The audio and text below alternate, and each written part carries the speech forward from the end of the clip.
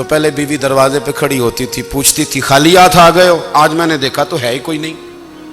فرماتے ہیں میں اندر داخل ہوا، سلام لیے، کونے میں نے وہ رومال رکھ دیا اور میں نے آواز دی کہ بھلی مانس کہاں ہو؟ تو وہ کہنے لگی آپ منہ ہاتھ دھو لیں، میں روٹی لے کے آئی۔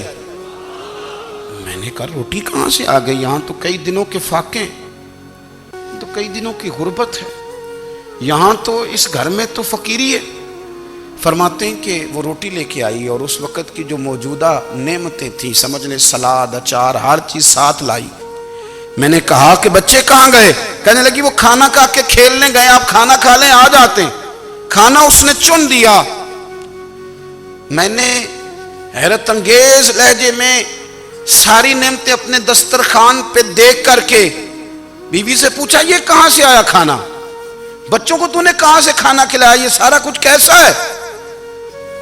تو کہنے لگی پتہ نہیں آج آپ کس کریم کی مزدوری کرنے چلے گئے تھے، پتہ نہیں کس کریم کی، میرے گھر میں تو اتنی نعمتیں آئی ہیں کہ مجھ سے سنبھالی نہیں جا رہی، اتنا اناج ہے، اتنا گندم ہے، کس کریم کے دروازے آج چلے گئے تھے؟ یہ کہتے کہتے وہ اٹھی اور اٹھ کر کے کہنے لگی پہلے ہی بڑا کچھ آیا تھا، اب کیا لے آئے ہو؟ اور جا کر کے نا اس نے وہ ریت والا رومال کھولا، کہنے لگے میں تو لے کے آیا تھا ریت، تو میرے رب نے اسے بھی سونے اور ہیرے بنا دیا تھا۔ جب آپ کی توجہ اللہ کی جانب، میرے نبی پاک صلی اللہ تعالی علیہ وسلم نے فرمایا ہر چیز اپنے رب سے مانگ، ہر چیز مانگ، ہر چیز مانگ۔ یا رسول اللہ کیا کچھ؟ میرے محبوب نے فرمایا تیرے گھر میں نمک بھی ختم ہو جائے تو وہ بھی اپنے رب سے مانگا کر، تو مانگنا وہ تجھے دے گا، تو اس کی بارگاہ میں کشکول طلب دراز تو کرنا۔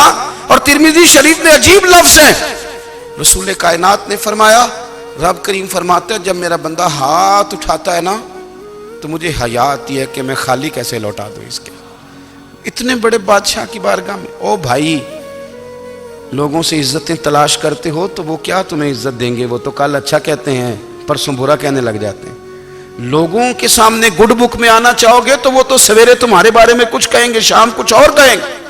اپنی روحانی زندگی آباد کریں، اپنے مسلح کو وقت دیں، اور دنیا سے چھپ کر اس موبائل کو بند کر کے اور اپنے آپ سے بھی چھپ کے اور تنہا ہو کے چھپا کے سارا کچھ اپنے آنسو اپنے رب کی بارگاہ میں پیش کریں، اس کے حضور حاضری دیں۔